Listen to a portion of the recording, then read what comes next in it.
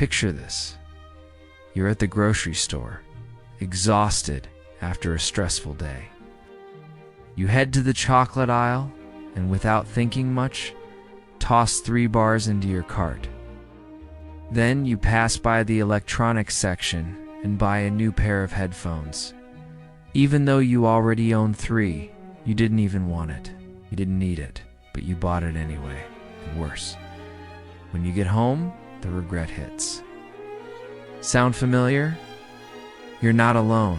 Studies show that over 90% of our financial decisions are driven by emotions, not logic. Fear, anxiety, guilt, frustration, a sense of scarcity. These silent, almost invisible feelings are shaping your relationship with money.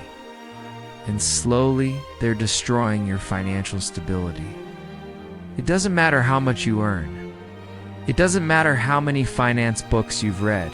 If you don't understand how your emotions are influencing your decisions, you'll stay trapped in an invisible cycle of self-sabotage.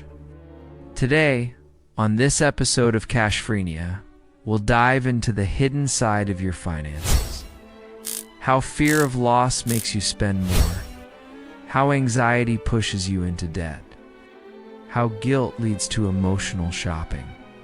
You'll hear the real story of a woman who earned a good income, but sank into debt because of an unresolved emotional trauma.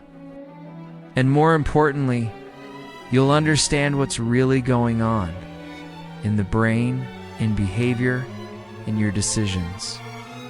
Because if you want financial freedom, you first need to achieve emotional freedom. And that's exactly what we're going to show you now. Emma was 36 years old, with a solid career as a marketing manager and a salary many would envy. She lived alone in a nice apartment, drove a new car, and on the outside everything seemed in perfect order. But on the inside, there was a hole. And that hole had a name: anxiety. It all started after an unexpected breakup.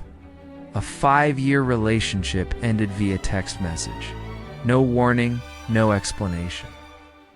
In the days that followed, Emma lost her appetite, her sleep, her focus, but not her credit card. She began doing what many of us do without realizing it: shopping to numb the pain. New clothes, expensive dinners, spontaneous weekend trips. It was like consumption was the only way to feel something other than pain. At first she told herself, "I deserve this." Then it turned into, "It's just for now." But that just for now lasted nearly 2 years. When Emma finally looked at her credit card statement, she had racked up over 70,000 reals in debt. You might be thinking, but didn't she know she was overspending? She did. But understanding something rationally doesn't mean you have emotional control. And here's the scary part. Our emotional brain, the amygdala, the limbic system, makes decisions 7 times faster than our rational brain.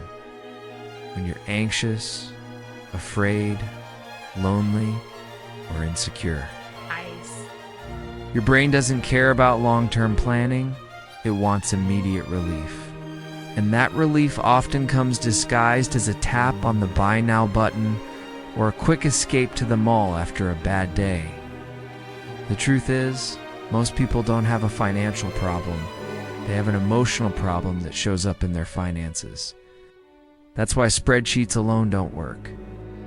That's why financial education books often fall short, because they deal with the symptom, the spending behavior, and ignore the cause, the emotion behind the behavior. Today in this episode of CashPhrenia, we're going to peel back the layers. We'll show you why you feel the urge to shop when you're sad, why you sabotage your savings right after making progress, and why you feel guilty for making money, even when you say you want to get rich.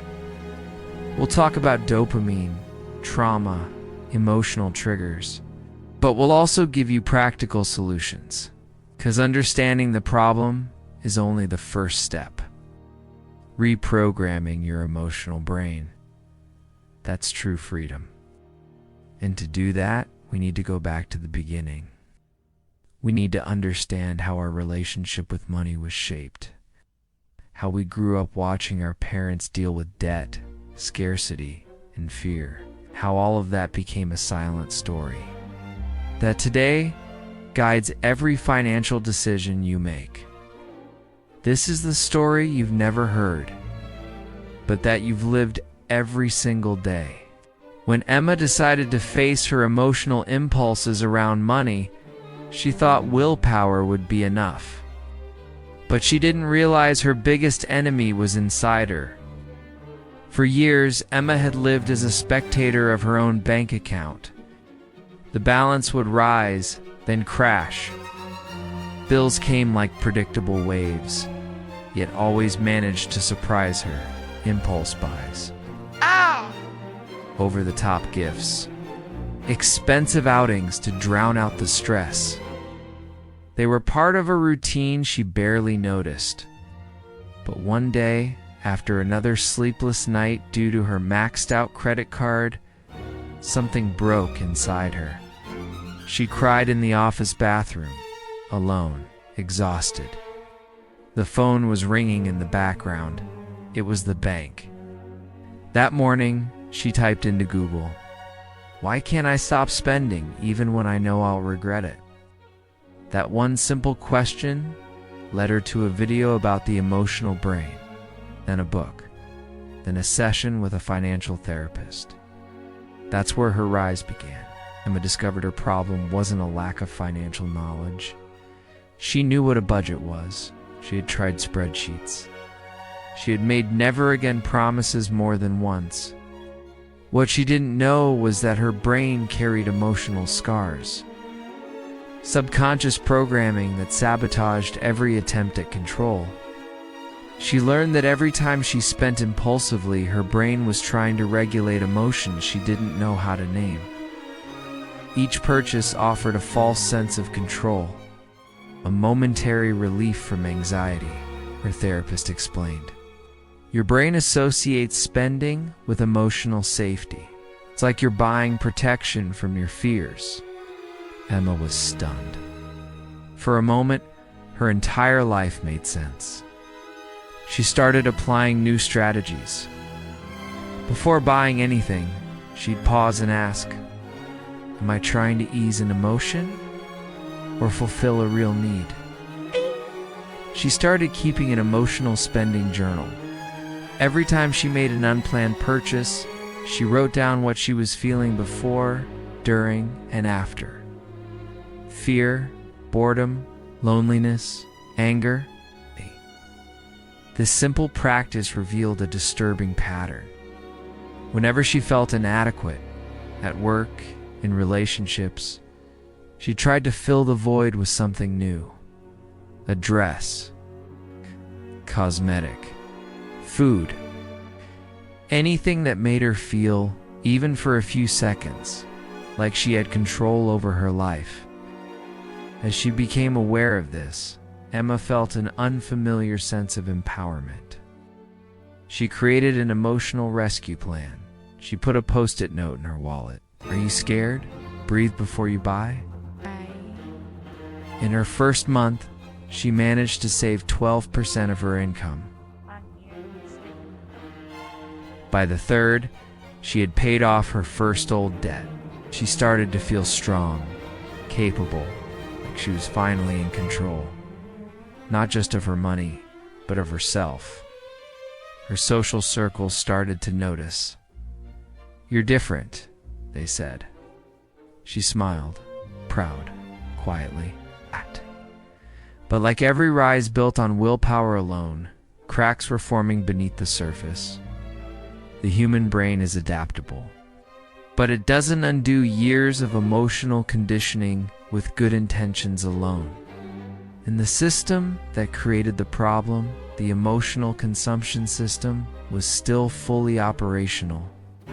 The algorithms still showed personalized ads. Her friends still planned expensive outings. The emotional pressures from work, loneliness, self-image. They were all still there, hiding, waiting for the right trigger. Emma was winning, yes. But she had Dan to realize that her greatest victory was only the beginning of a much deeper battle. The battle against patterns she never chose. But that still lived inside her, and the system knew that. The system always knows how to pull you back. During the first few months, Emma seemed to be winning over herself. She had created a spending spreadsheet, was tracking every cent, even stopped parceling purchases. For a while, the emotions seemed tamed. She felt proud. After all, for the first time, she was in control. But that was exactly when the brain's emotional system kicked in. One afternoon, Emma received an unexpected call. Her mother had been hospitalized. Nothing serious, fortunately. But the fear returned. The fear of losing, the fear of not having enough time, the fear of not having done enough. She left the hospital and went straight to the mall. She bought clothes she didn't need. It's an expensive gift for her mother, and had dinner at a restaurant that wasn't in the budget. All this without realizing she was falling again, not because of financial ignorance, but because of emotional need. Psychology explains. In moments of stress, the brain activates the limbic system, responsible for basic emotions, and reduces activity in the prefrontal cortex, where rational thinking lives. In other words, you stop thinking like a responsible adult and start acting like a child desperate for relief. Emma didn't buy things. She bought comfort. She bought control. She bought the illusion that she was doing something for herself. And the worst, she blamed herself afterward. This cycle.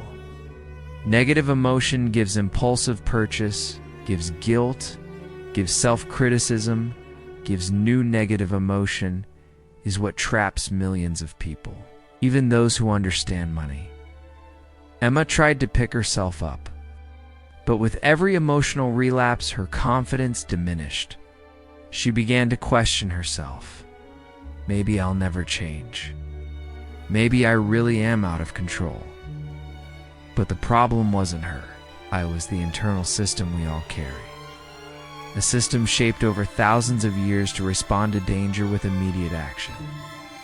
And in the modern world, this immediate response often translates into buying. She sought a therapist, and that's when she discovered something crucial. Her emotional pattern with money had deep roots. Since childhood, Emma associated money with conflict. Fights between her parents, hidden debts, emotional blackmail. In her unconscious mind, money equaled pain, but spending equaled relief. This association, rooted in the emotional brain, sabotaged any logical attempt to save. Emma's fall wasn't a lack of knowledge. It was a lack of integration between emotion and reason.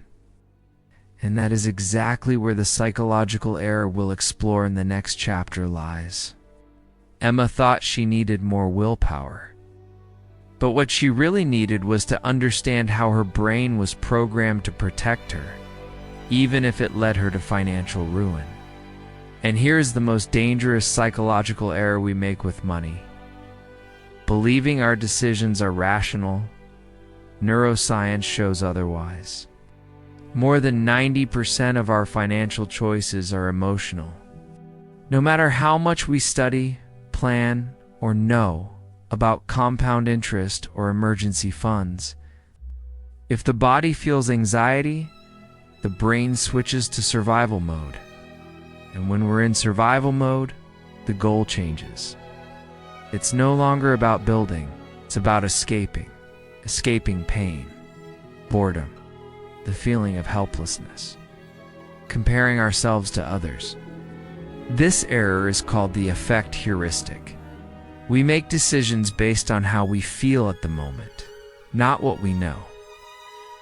Emma realized this when, for the third time that month, she ordered delivery even though she had food at home. She knew she shouldn't.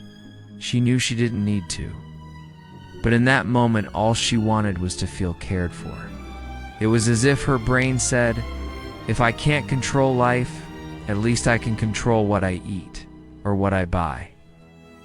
And that's the moment we break the budget, and along with it, our self-esteem. Another powerful bias affecting Emma was the present bias. The tendency to value immediate rewards and ignore future consequences. This bias comes from our evolutionary heritage. For millennia, living for today was a matter of survival. Those who waited too long died, as the brain evolved to seek what is certain now, not what will be good in 6 months. So when Emma tried to save for the future, her brain sent opposing messages. What if you aren't even alive then? You deserve a reward now. Everyone else is living, and you're going to deprive yourself? These thoughts weren't signs of weakness. They were biological mechanisms trying to protect her from emotional scarcity.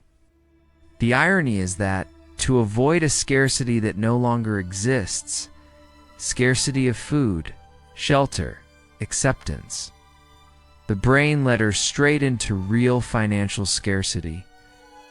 Emma only began to change when she understood that her emotions were not enemies. They were clues, alerts that something deeper was out of balance. She learned to pause, to name the emotion before acting, to ask herself, is this a desire or disguised discomfort? And little by little, she built a new repertoire of responses. Instead of buying something when anxious, she wrote. Instead of ordering delivery, she took a hot bath and called a friend. Instead of running from discomfort, she started dialoguing with it. The change wasn't perfect, but it was real. Because the true psychological error isn't in feeling. It's in acting as if feeling were the only truth. Emma rebuilt her relationship with money by understanding that her emotions weren't a problem to be eliminated. They were a language to be understood. And that's what most of us never learn. We are taught to control our wallets, but never to understand what empties them. Emma's story isn't unique. She is the silent portrait of millions who struggle with their finances, but whose true battlefield is inside the mind. What we learned here isn't just about money, it's about emotional awareness. It's about realizing that the wallet is never empty by chance. It's empty because, many times, we're trying to fill another space, the emotional one. Emotions are like invisible chains. Anxiety, guilt, lack, comparison. Each one can drag us into impulsive decisions, silent sabotage, and debts that have more to do with the soul than the bank account. But there is a way out, and it begins with 3 simple yet transformative steps. 1. Name before acting. Before opening your banking app, an online store, or delivery app, ask yourself, what am I feeling right now? Is it hunger or boredom? Is it a need or a fear of not belonging? Naming the emotion takes power away from impulse. 2. Create comfort rituals that don't cost money. Instead of seeking relief through spending, seek it in actions that nourish your mind. A hot bath, a walk, writing your feelings down, meditating for 5 minutes. It may seem little, but that's how you reprogram a brain condition to consumption as an escape valve. 3. Visualize your financial identity. Who do you want to be with money? It's not about how much you earn, but how you see yourself. By visualizing yourself as someone secure, prosperous, and conscious, you begin to align your actions with that image. Emma did this, not because she became a finance expert, because she stopped fighting her emotions and started listening to them. Today, she still feels anxiety, still feels the urge to buy impulsively. But now she recognizes those signals and responds with compassion, not guilt. In the end, true financial empowerment isn't about perfect spreadsheets. It's about healing the relationship between what you feel and what you do with money. Because deep down, what breaks your wallet isn't the numbers. It's the unresolved stories you carry inside. If you've made it this far, it's because part of you already wants to change that narrative. The next step is yours. Now, I want to hear from you. Many times have you caught yourself saying, "I deserve this," right before making a purchase you knew would bring regret? How many times have you tried to control your money, when, in reality, the one who needed care was you? The truth is harsh, as long as you keep ignoring your emotions. Money will keep slipping through the cracks of your mind. But it doesn't have to be an endless cycle. If this video turned on some light inside you, if some part of Emma's story reminded you of yourself, then maybe it's time to take a step further. Here on the CashPhrenia channel, we don't just talk about how to save or invest. We talk about how to stop running away from yourself. About healing financial anxiety, the fear of scarcity, the emotional addiction to consumption, and all of this based on neuroscience, psychology, and real stories like yours. So, if you want to transform the way you relate to money, subscribe now. Turn on notifications, share this video with someone who also needs to hear this, leave a comment. What is the emotion that influences your wallet the most today? Shame, anxiety, lack, guilt? We read everything. And who knows, your story might inspire the next video. Remember, you don't need to be broke to start healing. You just need to be aware. See you in the next episode.